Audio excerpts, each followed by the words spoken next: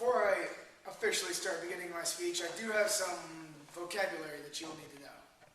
My sport that I mentioned in the title that I'll be talking about is called crew.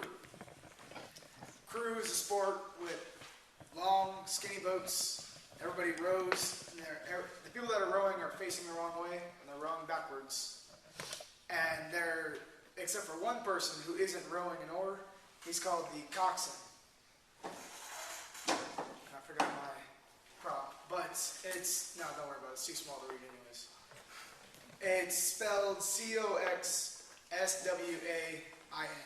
It's French, it's weird, coxswain, don't laugh, I know it sounds funny, but it is what it is. Now the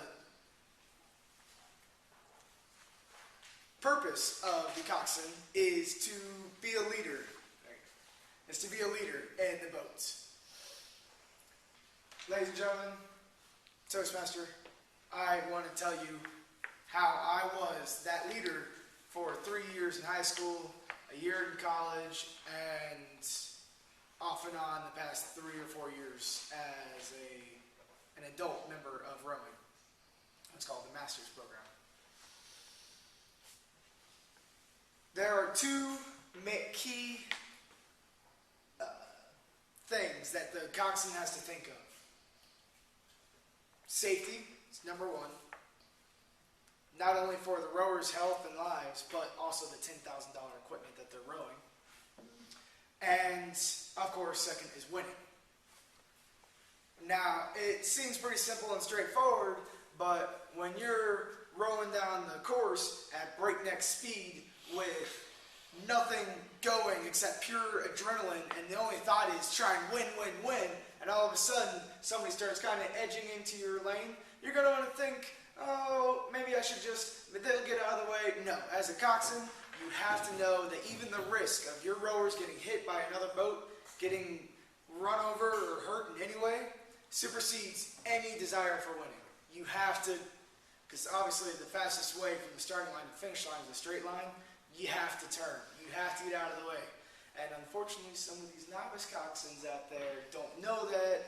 Injuries occur.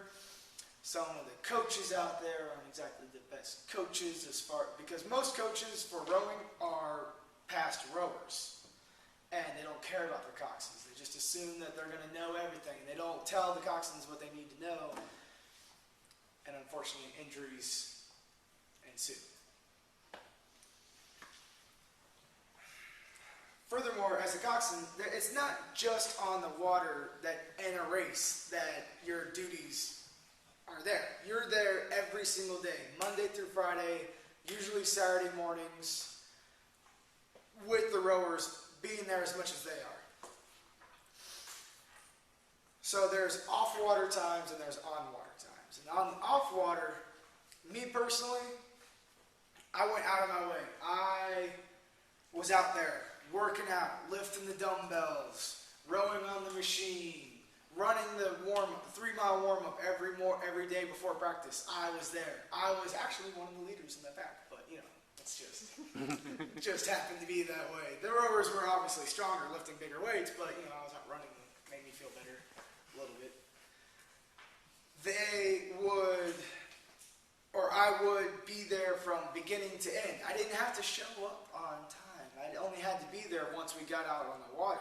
Before that, the rowers would do their warm-up, they would do their exercises, and some of the other coxswains would just kind of meander in. Eventually, I was there, day in, day out, being part of the team. Also, when I first started, obviously I didn't get the varsity vote on my first day, or even my second year.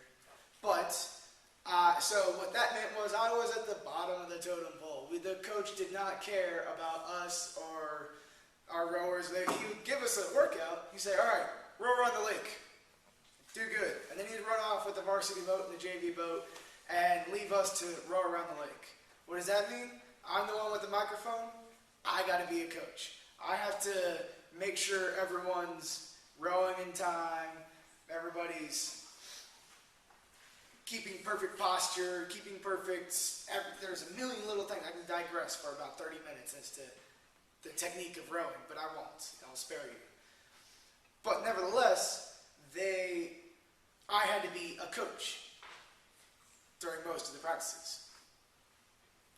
Working out, coaching, they don't seem like they'd be important things on race day, but on race day, whenever I said something, they believed that it was entirely in their best interest. And that is the respect is probably the most important thing you can have as a leader, not just in sports, but honestly anywhere else. On race day, I had to know the rules in and out, as far as not only for safety reasons, but for manipulating the system a little bit to our advantage. There was one time where we had a break on the boat, a piece of equipment broke, and technically we should the refs didn't need to stop the race, and they weren't going to stop the race, but I made them stop the race, knowing that I had 2 penalties, and I used 1 penalty, and then we got first place in that race. Just saying, knowing the rules helped us out a lot. But also, just as important, is the motivation.